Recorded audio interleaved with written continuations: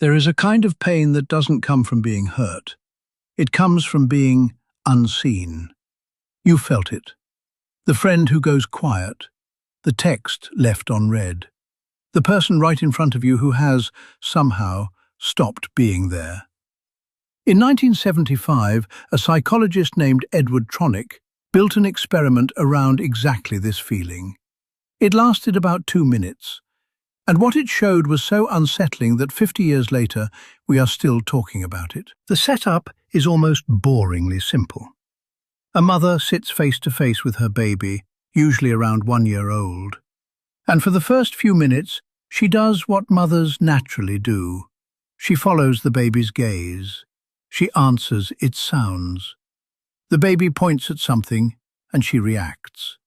The baby smiles, and she smiles back. Psychologists have a phrase for this: serve and return. The baby serves a look, a noise, a reach, and the adult returns it. Back and forth. A conversation with no words in it.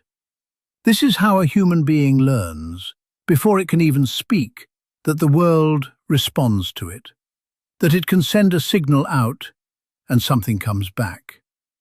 Then Tronick gives the mother one instruction: turn away for a moment, and when you turn back, show nothing at all.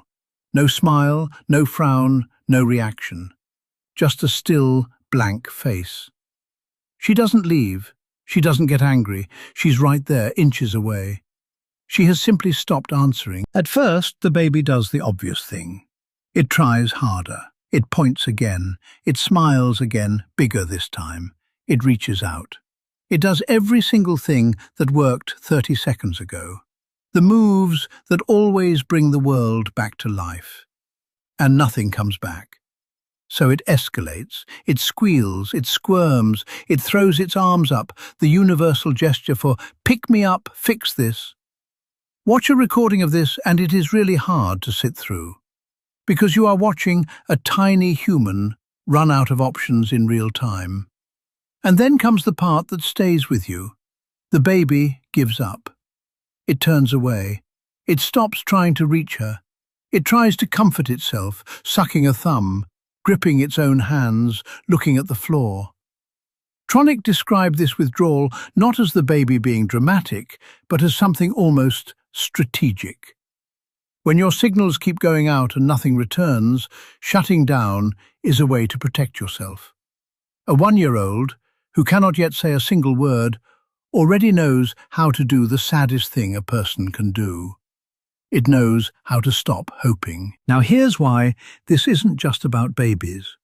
That reaction the baby has, you never grow out of it. Your brain is a prediction machine. From your very first days, it builds a model of how the people around you should respond to you. And it runs that model constantly in the background with everyone. When someone reacts the way your brain expects, a laugh where a laugh should go, a glance back when you glance over, the model is confirmed. You feel, without thinking about it, safe, connected. But when the response just doesn't come, when someone goes still, blank, unreadable, your brain throws an error. And the network it uses to throw that error overlaps with the network that processes physical pain. This is why social rejection doesn't feel like a neutral piece of information. It feels like an injury.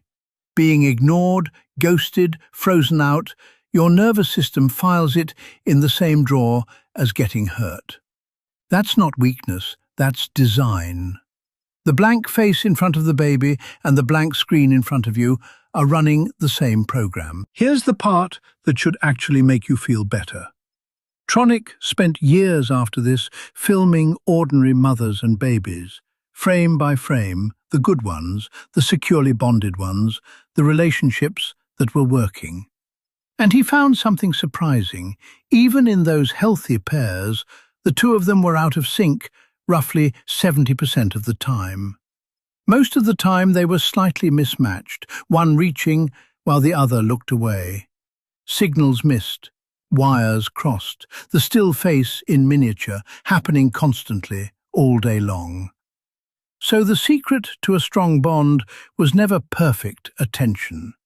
It was never about never dropping the connection.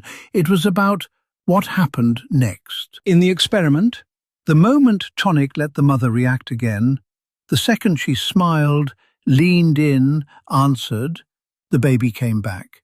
Fast. Not instantly, not without a wobble. But it found its way back into the rhythm.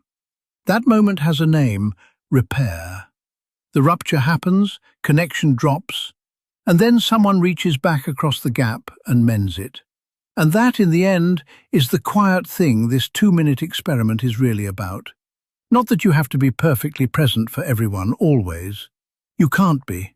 Nobody is. It's that the people who matter are not the ones who never look away. They're the ones who turn back. So the next time someone goes quiet on you, before your nervous system files it under pain, remember the 70%. The gap is normal. What you do about the gap is everything. The repair is the whole point.